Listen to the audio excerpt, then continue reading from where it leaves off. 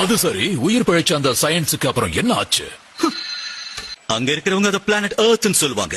Planet எர்த்தா? கேள்விப்பட்ட மாதிரியே இருக்கு. நாங்க முன்னாடி போயிருக்கேன். அப்படிதானே? பரவாயில்ல, அந்த உலகத்தை மட்டும் விட்டு வச்சுட்டு வந்துட்டேன். அது இருங்க, எர்த்ல இருக்கிற சயனான கோகு தான் அடிச்சு துவைச்சு தோக்கடிச்சிருக்கான்னு தெரிய வருது. அவன் தான் ஃப்ரீஸாவை தோக்கடிச்சானா? மை லார்ட், நீங்க குளிச்சிட்டு இருக்கிறத மறந்துட்டீங்க. ஃப்ரீஸாவையே தோக்கடிச்ச சயனை பத்தி பேசிட்டு இருந்தோம். அவனை பத்தி மேல சொல்றேன்.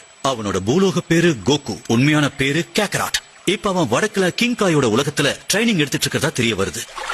வினோதமா இருக்கு. இதுதான் கோகுவா? இது ஃப்ரீஸா கூட சண்டை போடும்போது தானே? ஆமா, அவனேதான். சயனுடைய முடி கருப்பால இருக்கணும்.